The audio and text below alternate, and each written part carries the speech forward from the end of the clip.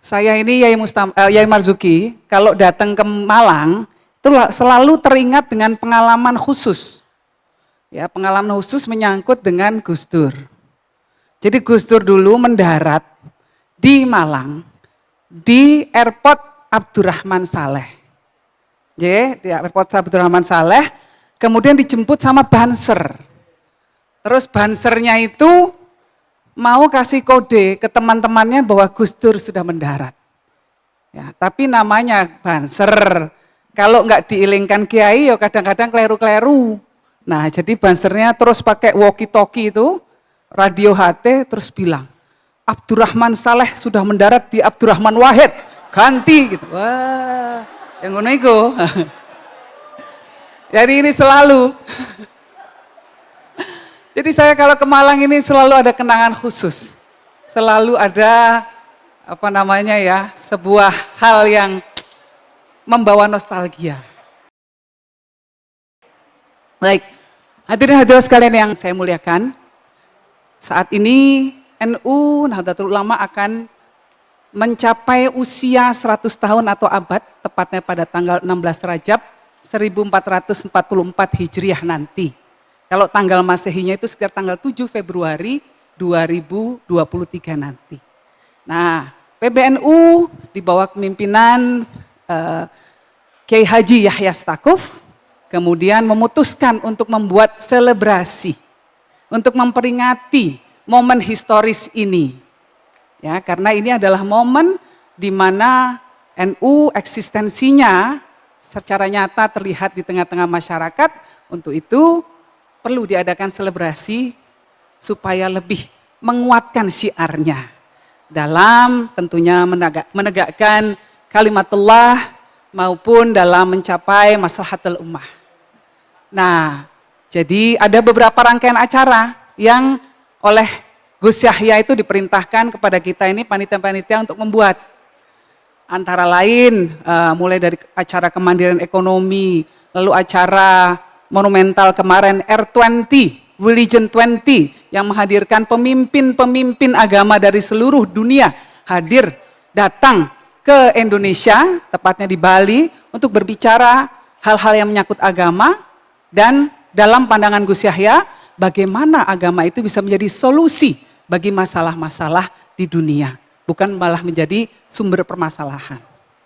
Nah, NU yang undang pemimpin-pemimpin agama itu semua kumpul ya. Ada NU Women, ada acara Festival Nusantara nanti, ada Porseni, lalu ada nanti acara puncaknya di Jawa Timur juga nanti, Puncak Harlah sekitar tanggal 7 Februari 2023 di Sidoarjo. Monggo rawuh semuanya ya bergabung bersama-sama. Nah, salah satu acara yang dimaksudkan untuk memperlihatkan kekhasan NU dalam memasuki abad kedua ini adalah dalam bidang teknologi. Ya, dalam bidang teknologi NU berharap bisa memberikan kontribusi besar dan kita lihat banyak anak-anak NU yang luar biasa. Ada Mas Ainun, ini NU ndeles ini. Ya, walaupun tinggalnya di Singapura, gajinya Singapura dolar. Wah, tapi NU sangat nih Kiai.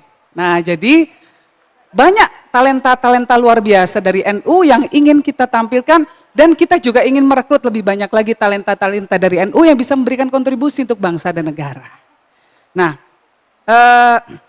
tentu ini semua dimaksudkan ya, tidak lain dan tidak bukan untuk menjadi syiar dan menguatkan semangat pengabdian kita semua, pengabdian Nahdlatul Ulama ya dalam kerangka tentunya ukhuwah Islamiyah, ukhuwah insaniyah, ukhuwah wataniyah maupun basyariyah.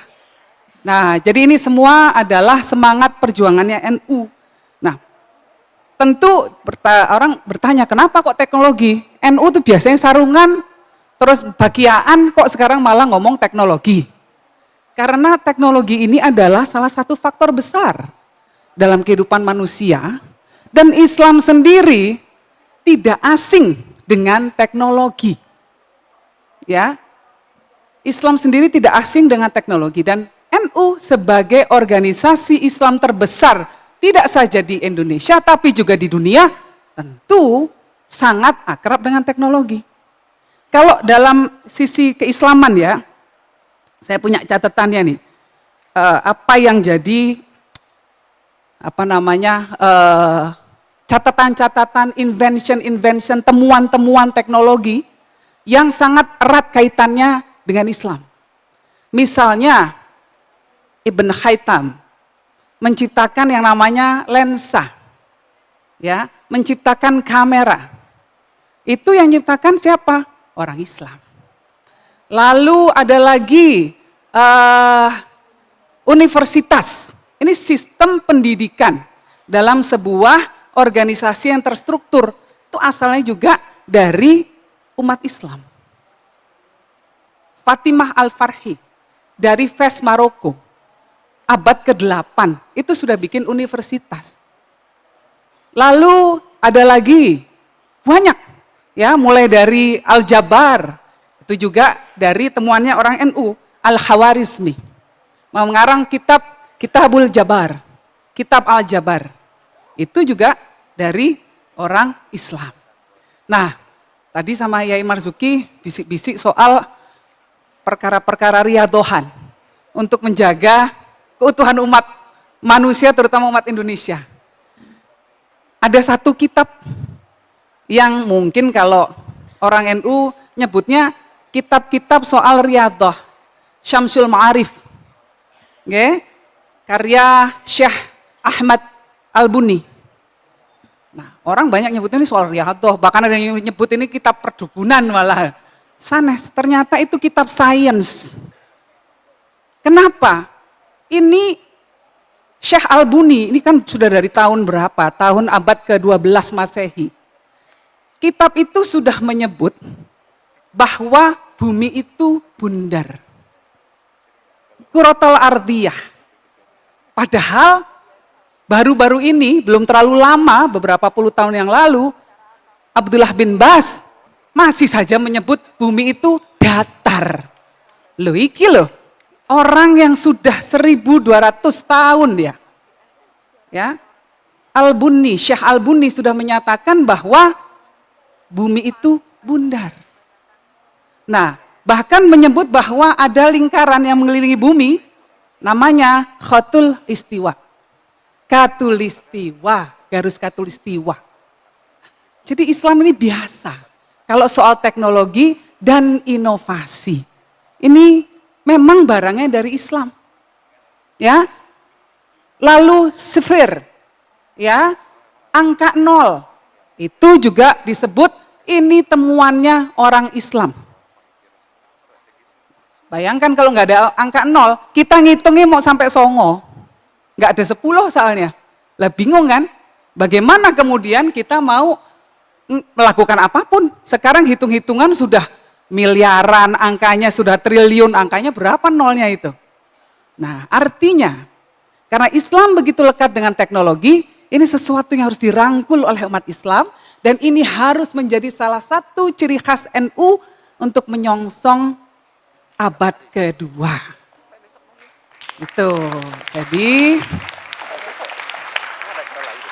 dan tentunya kita semua di NU ini hanya mengartikulasikan, saya rasa apa yang dalam hatinya, baik Gus Yahya maupun para yai-yai lainnya. Ya, NU itu punya cita-cita bahwa suatu hari nanti ada Nahdliyin dan Nahdliyah yang bisa menjelajah ruang angkasa. Kalau suatu hari nanti mas-mas mbak-mbak dengar ada solawatan di bulan, nah pasti itu orang NU. Nah gitu. Ya, itu cita-cita kita.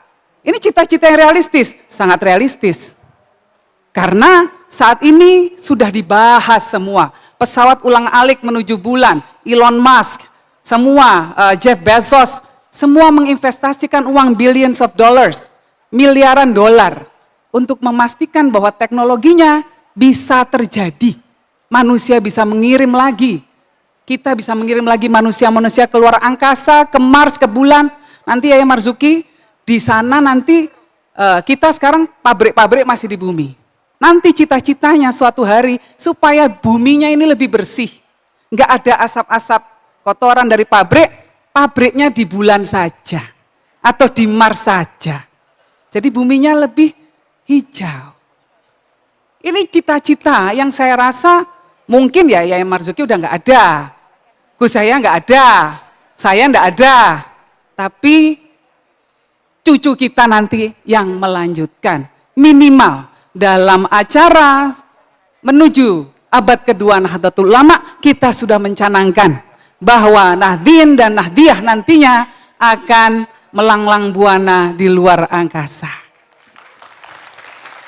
Nah, kalau kita ingin menguasai teknologi maka harus difasilitasi, karena itulah kita mengadakan acara NU Tech ini. Ya, terima kasih untuk semua pihak yang telah menjadi partner kami, terutama Telkom dan semua pihak yang telah membantu dari narasi ya.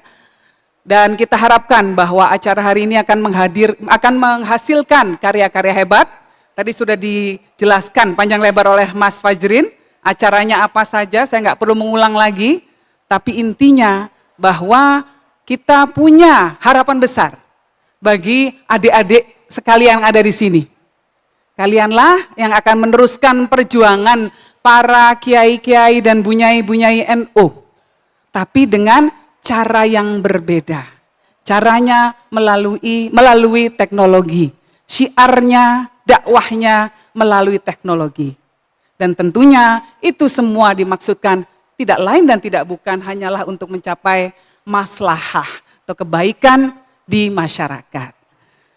Allahumma fiqil aqamit tarik. Wassalamualaikum warahmatullahi wabarakatuh.